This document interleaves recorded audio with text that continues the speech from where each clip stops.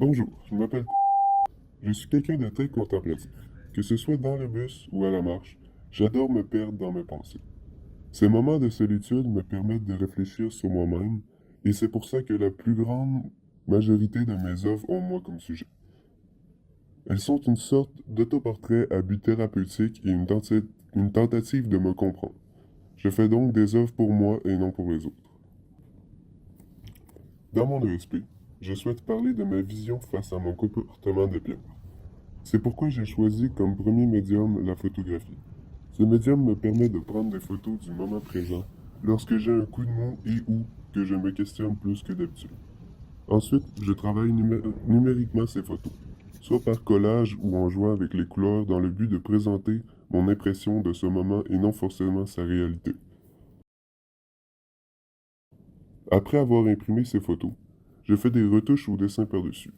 Ce dessin inclut des illustrations simples en amont et des mots inspirés de pensées que je me suis répétés pour représenter une surcharge d'informations et le questionnement de soi-même.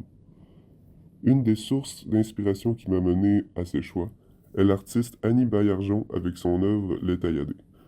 Cet artiste revient travailler son impression à jet d'encre d'un paysage aux couleurs saturées avec une légère touche d'aquarelle.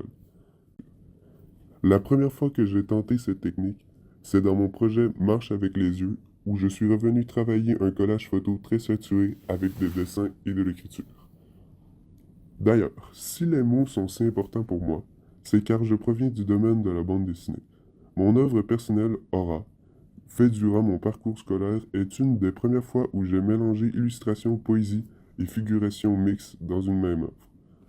Pour utiliser des codes de la bande dessinée mais plus en art visuel, je m'inspire d'un artiste que vous connaissez tous, Jean-Michel Basquiat et ses œuvres comme A Panel of Experts ou Bird on Money, avec ses dessins simplistes et son utilisation des mots.